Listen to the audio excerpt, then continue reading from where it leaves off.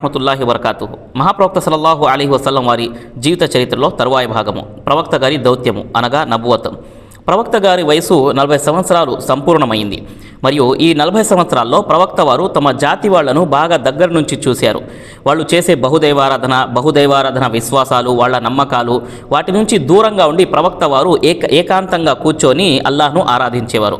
సమీపంలో ఉన్న కొండ హిరా గృహలో కూర్చొని ప్రవక్త సల్లల్లాహు అలైహి వసల్లం వారు ఈ విశ్వంలో ఉన్న అనేక నిదర్శనాలను గ్రహించేవారు.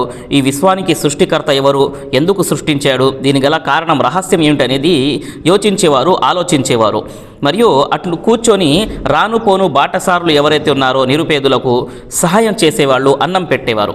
మరియు ఇదే దశలో అల్లాహ్ తబారకు తల దైవవాన్ని అవతరింపజేశారు. మరియు లైలతుల్ ఖద్ర్ 21వ తారీఖు రంజాన్ మాసంలో 21 లైలతుల్ ఖద్ర్లో మరియు సోమవారము క్రీస్తు శకం 610 ఆగస్టు 10లో అల్లాహ్ తబారకు తల దైవాన్ని అవతరింపజేశారు. ప్రవక్త గారు అంటున్నారు, జిబ్రైల్ దైవదూత నా వద్దకు వచ్చారు. వచ్చి అన్నారు, ఇక్రా, చదువు. నేనన్నాను, నాకు చదవటం రాదు అంటే అన్నారు, నాకు గట్టిగా నొక్కి మళ్ళీ అన్నారు, ఇక్రా. ఇలా 3 సార్లు జరిగింది. నేను 3 సార్లు కూడా నాకు చదవటం రాదని చెప్పాను. 3వసారి ఆయన అన్నారు, ఇక్రా బిస్మి రబ్బికల్లజీ ఖలక్ ఖలఖల్ ఇన్సాన మిన్ అలక్. సూరే అలక్ నుంచి 5 వాక్యాలను అవతరింపజేశారు. మరియు ఈ 5 వాక్యాలే దైవానికి మొట్టమొదటిగా అవతరించబడిన ఖురాన్ వాక్యాలు.